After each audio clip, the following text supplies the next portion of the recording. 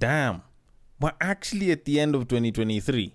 And interestingly enough, I don't know, it's like everyone decided to copy Spotify's whole thing with the rap thing, because I'm seeing like everyone is doing it. YouTube's doing it, Reddit was doing it.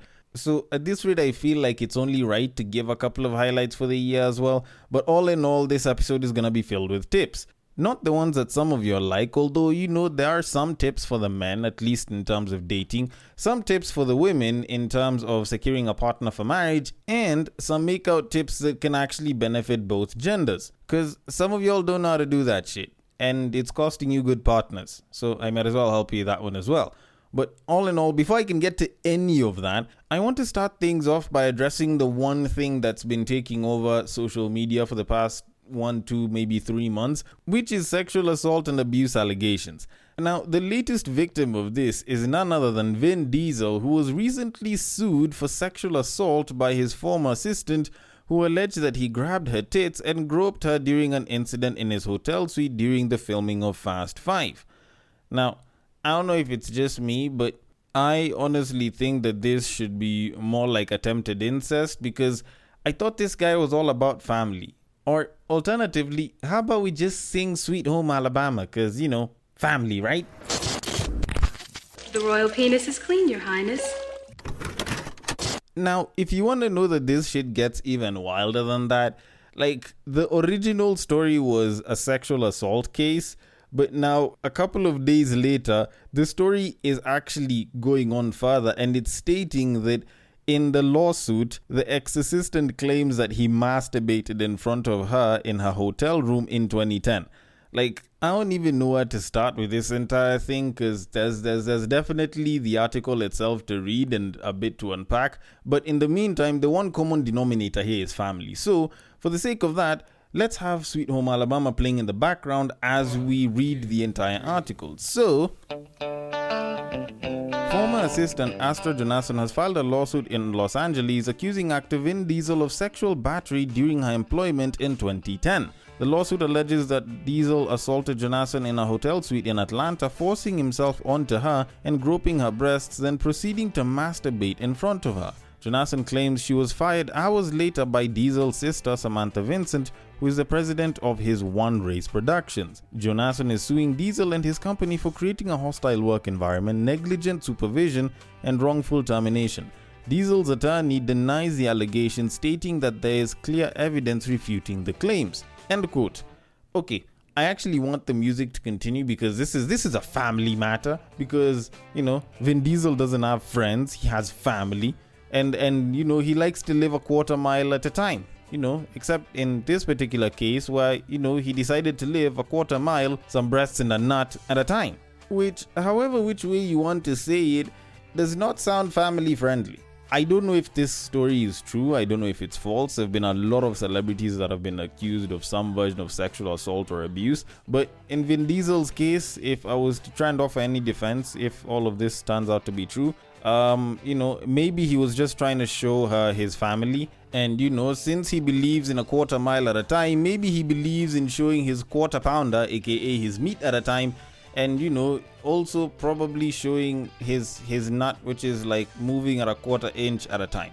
But anyways, considering that the entire story could be here nor there, and it's mostly hearsay for all we know, I'm just going to leave it at that, because I have a podcast that I should have started a little bit earlier, which should have probably had a little less nut, but moved with a little bit more speed, kind of like when I start by saying, welcome to the Breakdown Podcast, the podcast where I talk about love, sex, and relationships from a guy's perspective, as well as a bunch of other guy shit. The man on the mic is a man who's all about family, like Vin Diesel, but unlike Vin Diesel, he usually likes his kids to be inside of a condom, outside of reach, or inside of the woman, as opposed to Vin Diesel, who prefers them beside the woman. He is a man whose cardio routine recently included running his mouth. It is none other than your tall, dark, and mildly handsome man, Sir Denver B.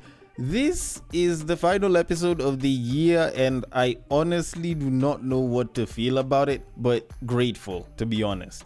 If you're outside of Kenya, it's been a pretty interesting year. There's been a lot of interesting shit that's happened, And even on the podcast, quite a number of changes have happened, from changing the name to changing the intro and the outro, which I know for a lot of people usually means nothing, but those are part and parcel of the podcast. They tend to be very critical bits of it. You wouldn't really know the podcast you're listening to unless you heard stuff like that.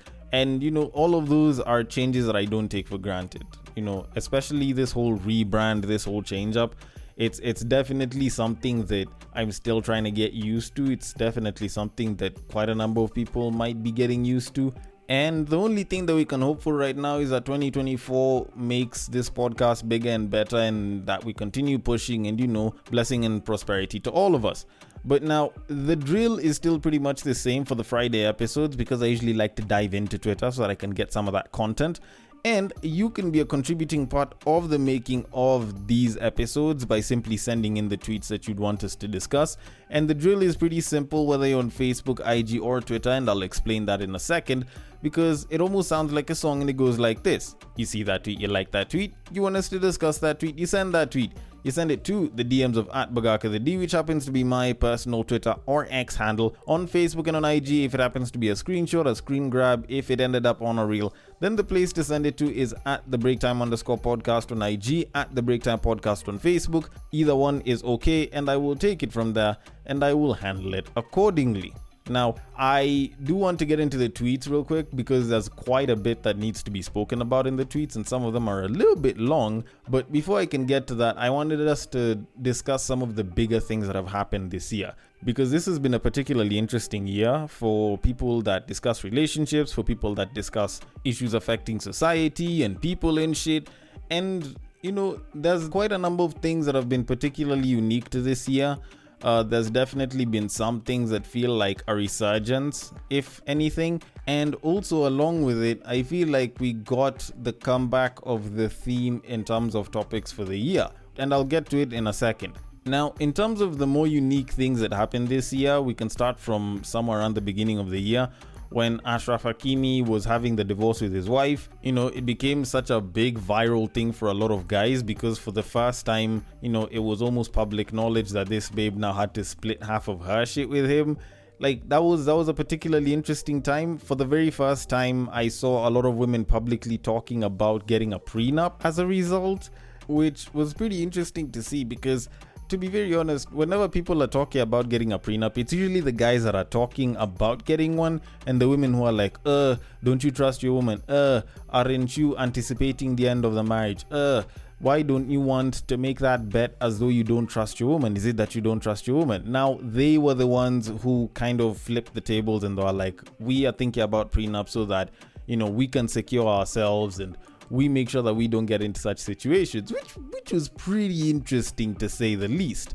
Then the middle of the year brought about the whole virality of unpopular opinions, where people would post up one particular photo of some animated guy with a bunch of swords all around him, and it would be unpopular opinion about X, and people would say unpopular opinions about so many different topics, which was very interesting. I even did an episode on it, and seeing a lot of people give their open takes, their opinionated takes on so many different things was actually pretty nice, because it took away from the whole I'm afraid of being cancelled, let me just say the thing that's politically correct. Then right towards the end of the year, of course, there was the saga of the sexual assault, sexual abuse cases that were flying left and right, where the likes of Diddy, of which I feel like his case is almost like an open secret at this point, but Diddy, a lot of other entertainers, a lot of other celebrities were implicated in various different lawsuits of the sexual abuse and sexual assault kind, which on one end seemed predatory, but on the other end, once you realize that there was like leeway to reopen certain cases and bring forth new ones, as per I think it was a New York court, it automatically just opened the floodgates. That was actually quite wild. On top of that, there's the whole story of the Epstein list being released later on next year, which I think is the wildest thing to be decided by a judge, and will remain a pipe dream up until that list comes out, because there's too many powerful people to let that thing actually come out. Then the thing that, in my opinion, made up the theme for 2023, which was dates, was actually based off of some guy who took a babe out to Cheesecake Factory, and she felt like it was beneath her, and it sparked up the whole question of, what is a good date? Where should you take someone for a date to be considered, a good date? Should a date have, something extravagant or something cheap? Should you go for, let's just do something simple as coffee for a first date as the best option? And I also did an episode on this, and I spoke about how, going for something simple like a coffee, which you can take maybe an hour, probably at the most 2, just to get to know each other is probably the best idea. And I noticed how a lot of women would put a lot of their own personal value on the value of the date that's there. They want to be taken for a nice fancy date because they feel like they're this high value person. Yet the reality of it is you're just trying to get to know each other, especially for a first date. So the whole taking someone to a fancy place could just seem like it's a little bit much. Plus also, a lot of women forget that there's a certain amount of expectation the more money you're spending on a woman. But all in all, I'm glad that people, even though they have quieted that story, still had that discussion. But all in all, 2023 has been a pretty great year. But before I can end the year officially, I do have a couple of tweets that I need to get into. So, on to our very first tweet of this episode. Now, this tweet is actually a reply to another tweet, which literally said, and it was just 2 words, kissing 101. So the person replies by saying, and I quote, 1. Kiss both lips. She comes with a double decker for a reason. 2. Never rush a kiss. Take your time to savor the taste of her lips. Kiss the neck down to her nipple to her belly button. Nibble on the earlobes. Tongue down the nape of her neck down her backline. Again, never rush a kiss. Savor it. Take the tongue in your mouth and live in the moment. For the lower lips, run your tongue around the vulva sensuously till the lips begs for attention. Take your time to run your tongue across the vagina split till the petals wave and Michael Phelps your way in with a butterfly stroke to tongue fuck. With the aid of your index and your middle finger, using Pythagoras theorem on the clit, help her to find X. 3. Kiss endlessly. Kiss when chilling, kiss in the shower, kiss when cooking, kiss before either of you leaves the house, when you return, kiss a lot during foreplay, kiss when you're inside her. Kisses, hugs and cuddles are some of life's greatest gift. End quote. Okay, so the reason I actually earmarked this tweet so that I can discuss it on this episode wasn't really based off of, refuting the advice or say blah blah blah, this is wrong or that's wrong. Honestly, I don't think it is. It's mostly just to add context to this, or at least to give a couple more hacks that can help with this entire thing. Now, of course, when the guy went into the whole kissing thing, he actually went full into caressing and, even eating out the babe, which I definitely won't go into. I will just stick to kissing and give 2, maybe 3 hacks that can definitely make your makeout game and kissing game a hell of a lot better. So, one of the tips that I can give to people to use if they're not entirely sure how good they are in terms of making out is practicing with the side of the index finger. More so if you really need context, the side that is usually facing the thumb, because that's the one that usually just comes directly in front of your mouth the moment you raise your index finger and you bring it to your mouth. So you test it with that particular area. So you'll use that one to learn how to actually peck, how to do a lot of the light kissing and nothing too major. Plus it also kind of teaches you where the lips are supposed to touch and how they're supposed to feel. Because there's a lot of people that make out by literally bringing their lips onto the other person's lips and creating some sort of an air bubble in the middle and then throwing their tongue so that they can do some sort of anime matchup with the other person's tongue. Which I'm not saying it's wrong, it's just the kissing, the makeouts that I believe usually feel the best are the ones where one lip is caught between the two of the other person and both of your lips are holding on to one of theirs. So essentially it's almost like you're covering the space between your lips with one of the other person's lips. Not both of them, just one. Then now if you are trying to improve your makeout game beyond just the simple pecking or just the simple basics of kissing, then you use your forearm and you practice with that. That way you can practice stuff like nibbling, stuff like working your tongue and how that feels, because you will feel it on your forearm, and assuming that you're in the moment, the other person can get a more intense feeling. So for example, you can actually learn how to nibble quite well and you'll know the line, or at least you'll have some idea of the line between nibbling and biting on someone's lip. which will at least help prevent a situation where you're actually hurting someone, yet you're trying to make the situation a little bit more intense for the both of you. So stuff like that is actually very, very essential. And also, doing that practice every so often, when you're just like sort of just chilling at home and you're bored and shit, it's really, really nice, at least in terms of teaching you. And over time, even though you won't be practicing it, once you start doing the makeouts a lot more, it becomes a lot more second nature, because there's not that many people that will take everything that was said in the tweet and kind of hold it to heart and be able to perform everything in an unconscious manner. A lot of this shit is conscious, and when you're making out, if you're going to do a bunch of this shit consciously, then you probably won't be enjoying the entire makeout. So for the most part, you can try reading and internalizing whatever was said on the tweet that I just read out, and then you can use my hacks just for a little bit of extra practice, and for the most part, you will be pretty good, if not great, at making out, of which, if stuff isn't good, there's a pretty good chance that the problem won't be you, it'll be the other person. But all in all, I might be wrong about this shit, just giving a couple of tips that I know, but I will leave it at that and move it on to our very next tweet, which had said, and I quote, "Rich athletes have the worst taste in women.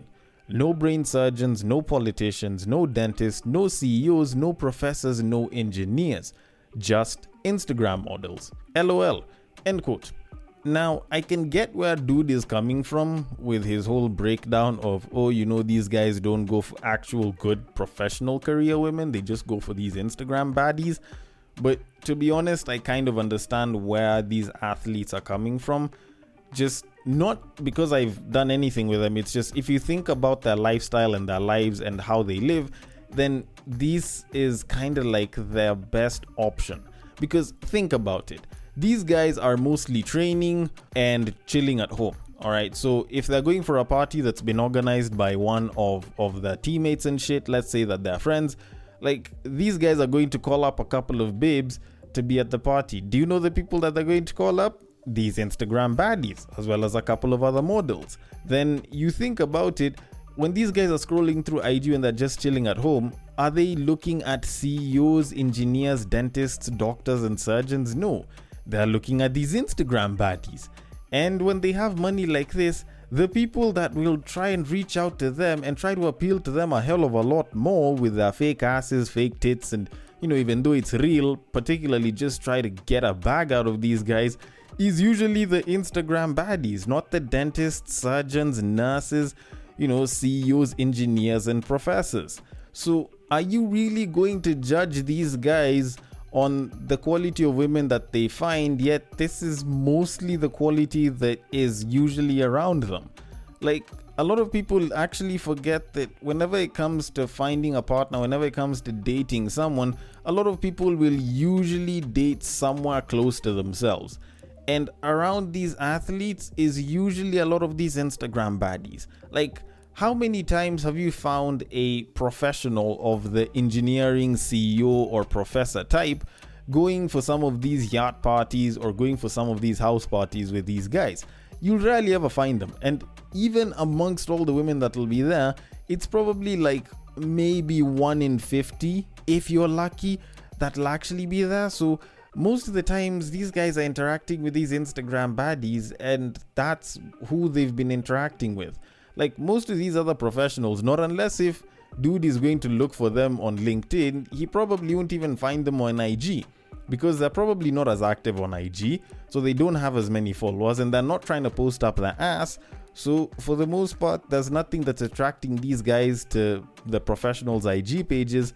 And even in terms of social media, these professionals are, if they are actually trying to get into social media or using social media a lot, using LinkedIn maybe, of which, even though you are to broaden it beyond the athletes, how many other people use LinkedIn besides professionals?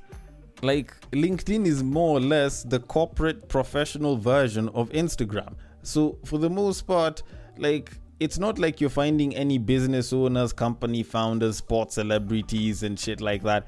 Like, maybe save for one or two, maybe the Richard Bransons of the world, but like besides like 10 or so people who are on LinkedIn like that, how many other people who aren't trying to benefit off of being on LinkedIn are actually on LinkedIn and actually post up there and they're not a professional.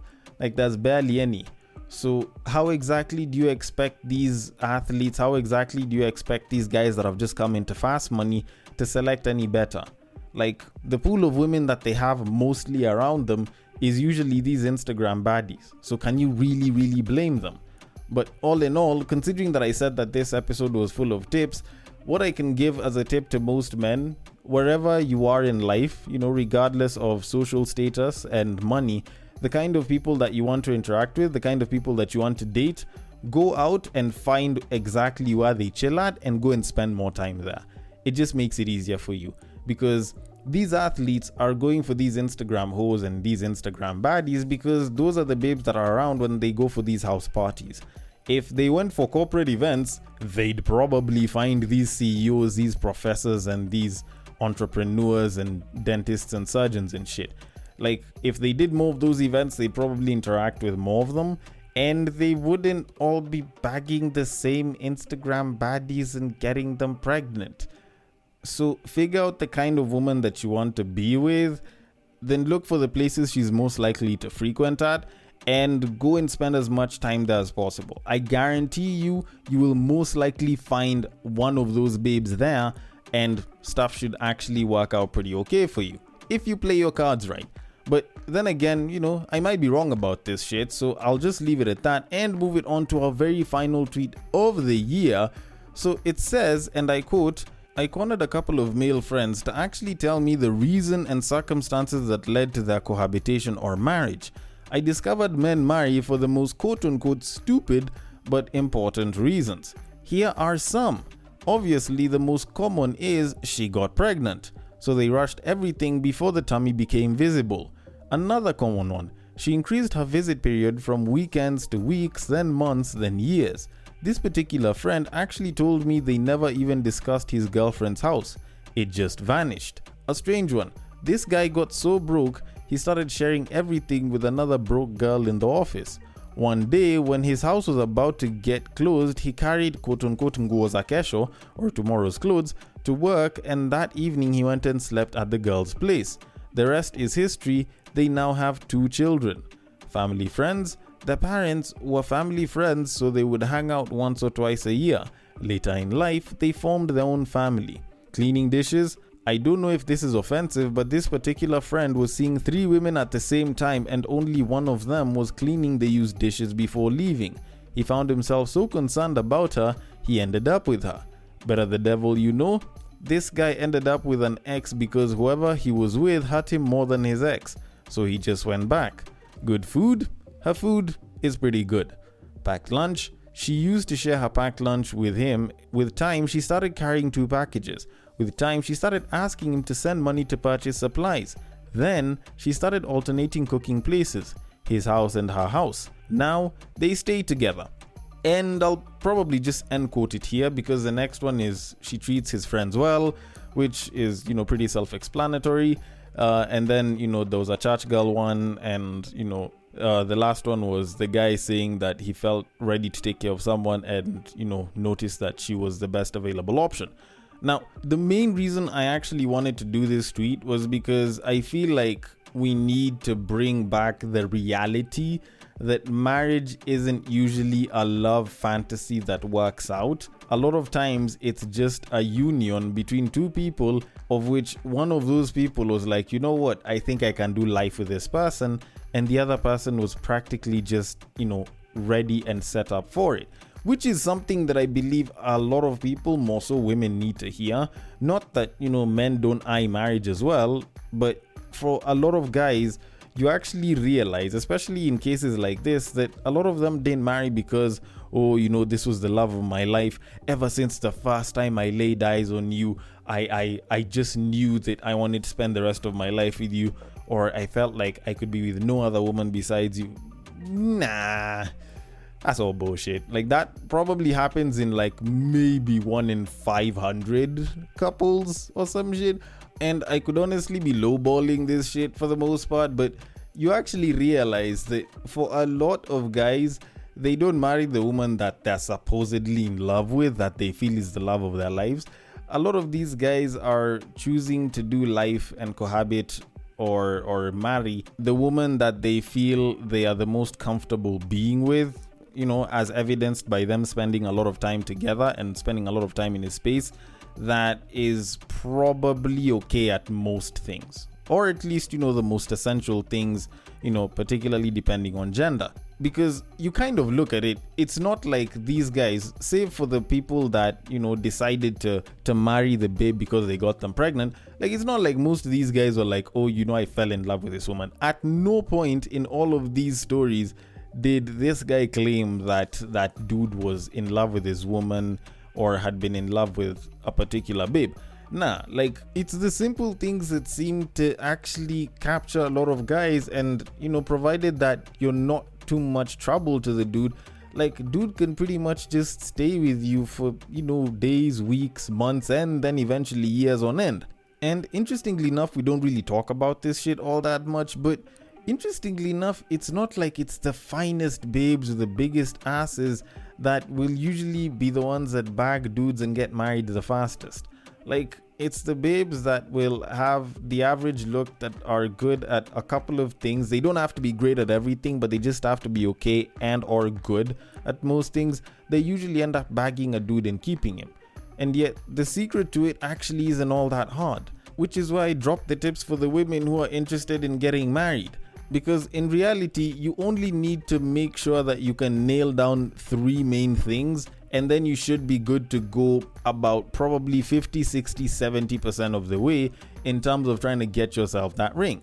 So the first one is find a particularly unproblematic dude, one that you'd be comfortable being with that doesn't cause a lot of drama.